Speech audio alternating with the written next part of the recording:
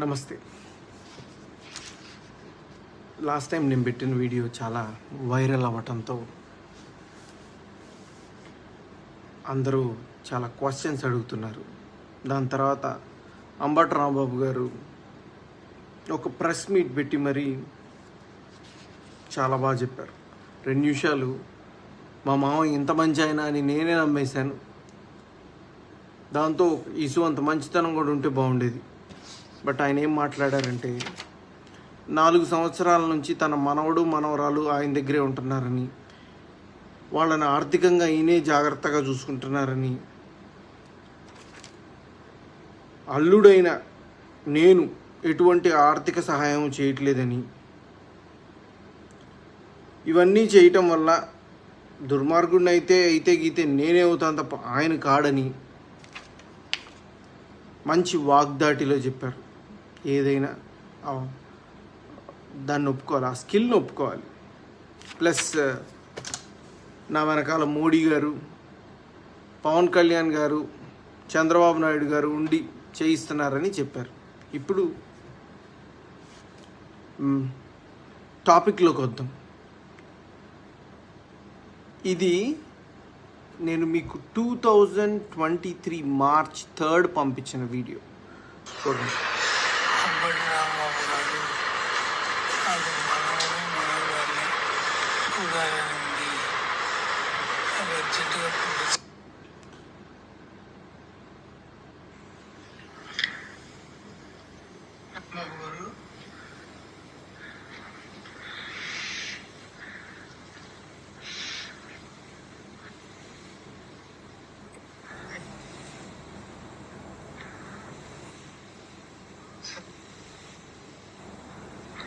ఆయనకి మాట కూడా రావట్లేదు రాంబాబు గారు. మాట ఈ స్టేజ్లో కూడా మనవణ్ణి మనవరాల్ని చూడాలనుంది ఐసీయూలో. ఇవన్నీ నేను మీకు ఎన్ని వీడియోస్ ఎన్ని మెసేజెస్ పెట్టాను. I'm ready to do anything. నాకు నా తండ్రి ఆఖరి క్షణాల్లో ఉన్నారు.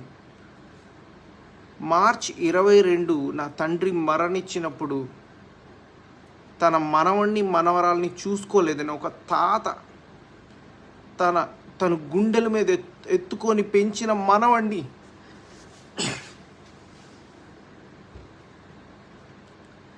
మనవరాల్ని చూసుకోలేదని ఎంత కృంగిపోయి ఉంటారో నీ ఊహకి తెలుసా?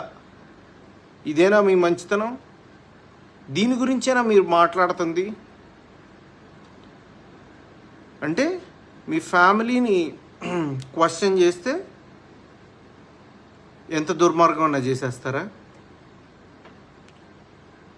ఒక తండ్రి ఆఖరి కోరిక తీర్చలేని ఒక కొడుకుగా who is going to answer me? నిన్ను నమ్మి 4 సంవత్సరాల నుంచి మిమ్మల్ని నమ్మి మీరేదో న్యాయం చేస్తారని విసుగెత్తి నేను కోర్టుకి వెళ్తే నా తండ్రి ఆఖరి క్షణాలలో తన మనవణ్ణి మనవరాల్ని చూసుకోవాలని ప్రాధేయపడి మీ అందరికీ ఫోన్లు చేసి కాల్స్ చేసి ప్రాధేయపడితే పంపించలేదు. దీన్నేనా మంచితనం అనేది?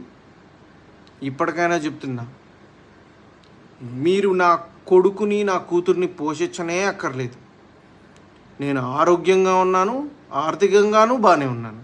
నా కొడుకుని నా కూతుర్ని రేపు మీడియా సాక్షిగా నేను వచ్చి తీసుకెళ్తాను. ఓకే చెప్పండి ఓకే. నా కొడుకుని నా కూతురుని నా ఇంటి దగ్గర డ్రాప్ చేయండి. పోని నేనేమన్నా వద్దన్నానా?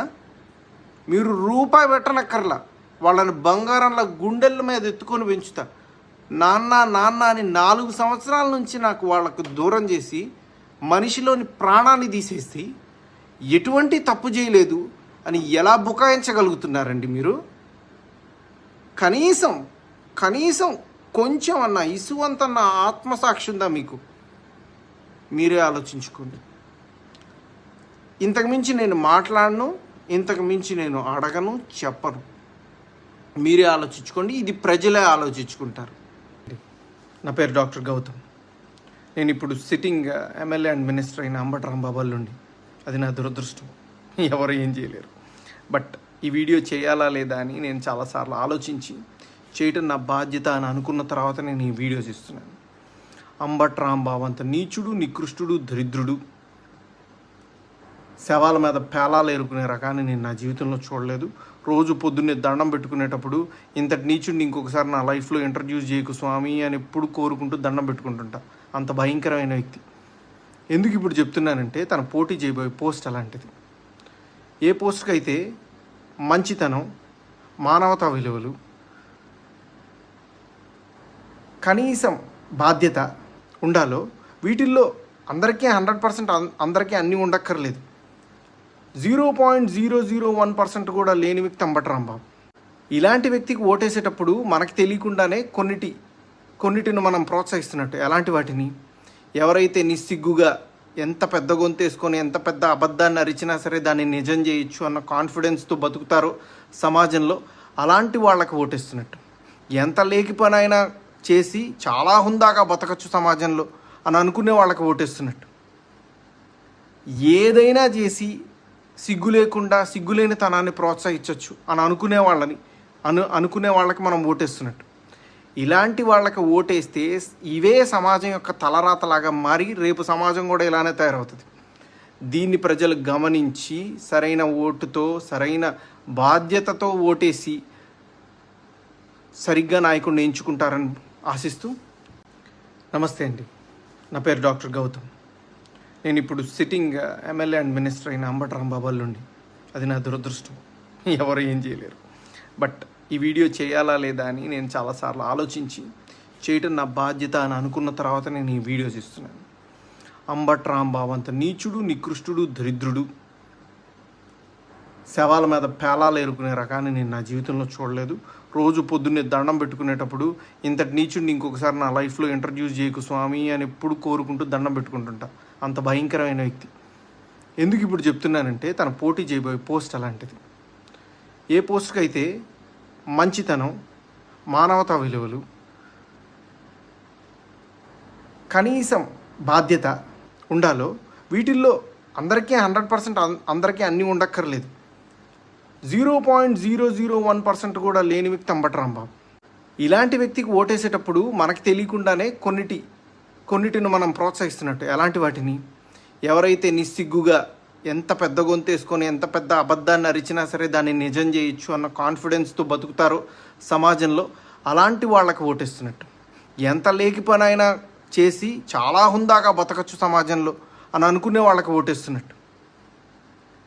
ఏదైనా చేసి సిగ్గు లేకుండా సిగ్గులేని తనాన్ని ప్రోత్సహించవచ్చు అని అనుకునే వాళ్ళకి మనం ఓటేస్తున్నట్టు. ఇలాంటి వాళ్ళకి ఓటేస్తే ఇవే సమాజం యొక్క తలరాతలాగా మారి రేపు సమాజం కూడా ఇలానే తయారవుతుంది. దీన్ని ప్రజలు గమనించి సరైన ఓటుతో సరైన బాధ్యతతో ఓటేసి సరిగ్గా నాయకుడిని ఎంచుకుంటారని ఆశిస్తూ, నమస్తే.